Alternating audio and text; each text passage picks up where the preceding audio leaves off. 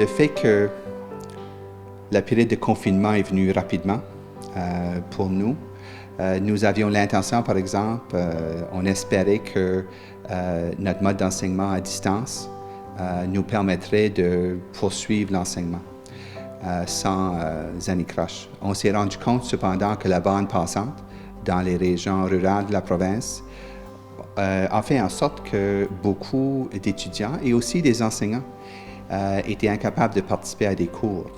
Et donc, on a dû prendre une semaine de transition pour tomber en ce qu'on appelait les modes alternatifs. Puis, il faut vraiment comprendre le sens de mode alternatif. Il y avait des enseignants qui devaient faire le suivi par téléphone avec des étudiants parce qu'on n'avait pas de bande passante suffisante pour faire aucune connexion synchrone, en vidéo. D'autres impacts plus humains peut-être sur des individus. On parle des emplois dans le système de santé, par exemple. Étudiant international travaillant dans un foyer de soins doit commencer ses rotations cliniques, a besoin de laisser faire son emploi parce qu'on ne peut pas travailler dans un foyer de soins et faire une rotation clinique en même temps en raison des restrictions sanitaires. Donc, les employés, des étudiants plutôt, qui n'avaient pas d'inquiétude particulière au niveau financier, que tout à coup, parce qu'on est en mesure de faire la rotation clinique, a besoin de chercher de l'emploi. Donc, il y a toutes sortes, il y a comme des impacts sur la livraison des programmes, sur l'atteinte des résultats des étudiants, puis je pense qu'on est confiant dans les approches qu'on a mises en place. Ça a voulu dire énormément de flexibilité de la part de nos enseignants.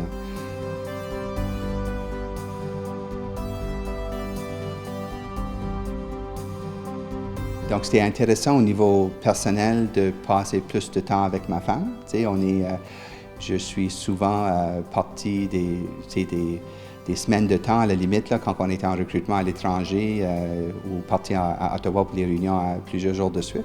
Mais là, j'étais à la maison à tous les jours et donc plus capable. Moi, ma responsabilité à la maison, entre autres, c'est de faire les repas. Et donc là, j'avais tendance à être à l'heure, tu sais, pour faire les repas un peu exceptionnels peut-être comparé à d'autres périodes. Au niveau du collège, je pense que l'impact a été important aussi, le nombre d'heures qu'on a passées en réunion. Puis il faut comprendre, dans ma situation, je n'ai plus d'enfants à la maison, mais on a plusieurs employés qui sont relativement jeunes au collège, qui ont de jeunes enfants à la maison. Et là, on s'attendait à ce qu'ils puissent produire comme s'ils étaient au bureau, dans une situation inhabituelle. On a, en plus, à un moment donné, quand il y avait l'attente du système scolaire, qu'on commence à les enseigner à ces enfants-là, donc on avait un emploi du collège, moi j'avais des attentes, les autres emplois avaient des attentes à l'égard de ces employés-là. Je parle, si tu prends un exemple de quelqu'un d'administration, par exemple, au collège. En même temps, il y a son conjoint qui travaille, donc l'employé à la garde des enfants a des attentes par rapport au système scolaire.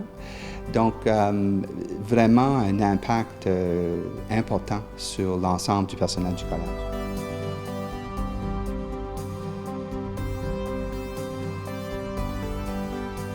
Une chose, je pense qui sera intéressante pour tout le monde, sera lorsqu'on aura une bulle en Atlantique. Parce qu'on sait qu'il y a beaucoup de connexions, de parenté, d'amitié, d'amis d'école, de réseau universitaire, collégial, tout ça, dans les provinces atlantiques. Et donc, je pense que si, au mois de juillet, ce qui est intéressant, c'est que quand on entend le premier ministre de l'île du Prince-Édouard en parler, c'est imminent. Quand on entend le premier ministre du Nouveau-Brunswick en parler, c'est comme « on verra », là, tu sais. Et on pensait que ça serait à l'inverse, que ça serait l'île du Prince-Édouard qui serait inquiet d'avoir des gens où le taux de contamination est plus élevé. Donc, pour la note positive, moi je pense que malgré la situation au Nouveau-Brunswick, Nouvelle-Écosse, je crois qu'on va avoir une bulle dans les provinces atlantiques au courant de l'été.